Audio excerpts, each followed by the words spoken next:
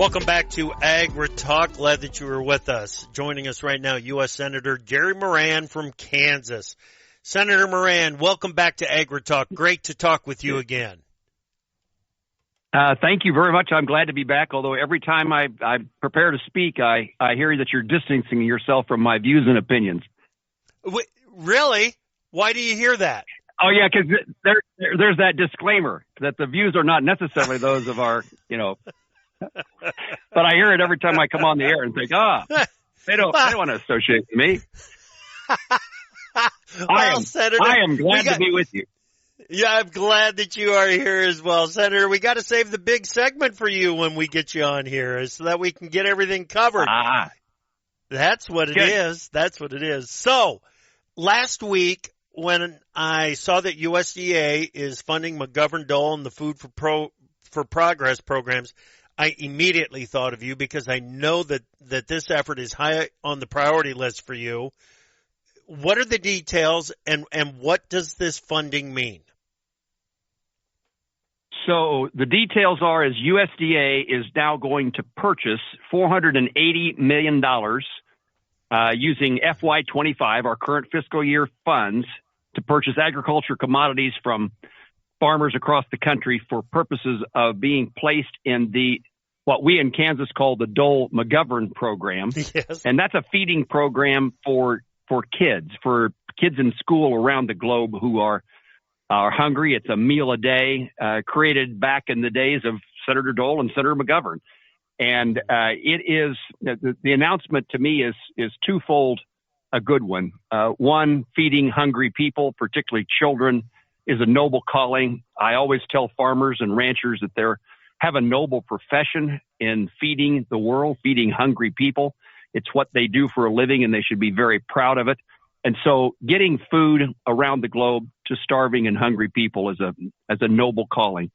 And we have this program in place. It was paused for a while, and the announcement that was made last week is we're back in business, and that's really good news. The second part of it is the timing, the value to agriculture as we see these. Yes. I've carried a photo with me I've sorghum piled to the top of a grain elevator. You couldn't even see the top of the elevator sitting outside near the railroad tracks. And those days have returned in Kansas and across the country. We need movement. We need grain to be consumed, be moved. And so what we're seeing is a purchase by USDA, and that's helpful to farmers when commodity prices are as low as they are and the profitability in agriculture is as miserable as it is. Yes, absolutely. Absolutely. No question. Senator, I think part of the reason that this particular announcement is so important is because in the past, this has kind of been on auto renew as far as the funding goes. That was not the case this year, was it? It was not. And there was a pause, discontinuation of not only McGovern-Dole, but also Food for Peace. That's a like program in the State Department instead of at USDA. And we're advocating for certainly that program, Food for Peace, to be resumed.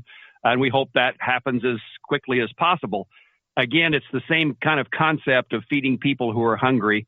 It's good for our relationships. We've all seen those bags in newsreels. We've seen them on movies in which you see, food provided by the farmers of the United States of America. That's a good thing.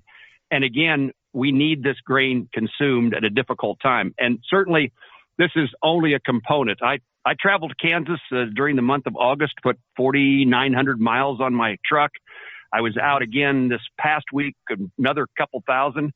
And the good news was, and I made it a habit of trying to show up in Kansas wherever it's raining because people are in better moods than they otherwise would be. And the rain was pretty good all across Kansas. I was in Decatur County and up to the Nebraska border. It rained on me the whole day I was in the neighborhood. But there are also while it feels good, farmers are heavily being weighed down by the financial circumstances they are in with high input costs, low commodity prices, and not much demand, not sufficient demand. And that comes, at least in Kansas, in a time of multi-year drought and our farmers are not as in good a position to weather this storm, to weather these circumstances as they were several years ago, because it's been too long lasting. So this is one route forward, but I'm with a group of my colleagues who are actively engaged in year-round E15. That's another component to further utilize agriculture commodities. I'm a chairman of a caucus I created among senators who are trying to get aviation renewable fuel, a SAF caucus. Those are ways that we can move forward, but we also need export markets, and that's so much of what we grow more than we can consume in the United States, and we earn a living in Kansas and elsewhere by what we sell around the globe. Yeah. Exactly. Outstanding. It's good to see that this is happening, and I know that you played a role in getting the funding there. So congratulations. Senator, the clock is ticking. Well, thank you, and I compliment the administration. Okay. Yep. I congratulate the administration. Yep. Excellent. Clock is ticking. Is there a chance for an 11th hour agreement to fund the government, or is the government shutting down at midnight? Well, you gave me an easy question by asking, is there a chance? Yeah. And I could say, sure, there's a chance. I hope that chance is realized. This is silly. This is a nothing that needs to be done. There's no merit to this shutdown. And we obviously are not capable of getting our appropriation bills done by the September 30th deadline. We passed all but one of them out of committee, but they haven't worked their way across the Senate floor. And for so many years, and certainly in the last year of Senator Schumer's leadership in the Senate, not one of those bills that had come out of committee, all of them coming out, had been addressed on the Senate floor. They were ignored. We have a majority leader, Senator Thune, who is very committed to doing appropriations process and anticipate that all 13 bills would be considered by the Senate. Mm-hmm. What we just need a little more time. And the continuing resolution, all it does is extend the current funding for a little less than a month for us to see if we can't get our work done. That's really worth doing. And I hope that the politics of whatever a shutdown is can't be good for anybody. But there are those, I guess, who think that going into an election next year, they like the idea that there's chaos out there. And I think we ought to avoid chaos for the well-being of Americans. This just makes no sense to me. But it does look like it's a hard to see the path forward in which there is not one. Right. It really is difficult at this point, and so I think we need to anticipate that the government is going to shut down. Correct? That'd be my guess. Incidentally, before I came on the air, we checked to see if USDA had put out any guidelines on how they would be operating during a shutdown. We haven't seen that yet, but we'd expect that as the time gets nearer. Yeah. Okay. All right. Yeah. I know there's a lot of questions about the upcoming crop production report and supply and demand updates that we'll hopefully get an answer on that as quickly as possible here. So in the past, USDA in the past, they continued inspection of meat and poultry, eggs and grain. We expect SNAP benefits to continue at least for the month of October. Mm-hmm. And WIC continues because it's funded in the current fiscal year appropriated dollars. So, again, those are the kind of details in a shutdown. And I've had a lot of constituents over the years tell me, just shut her down. It doesn't matter. But there's plenty of instances in where everyday people are harmed. Yeah, it does matter. You were talking about the financial conditions out there in Kansas. They're common in row crop farming across the country.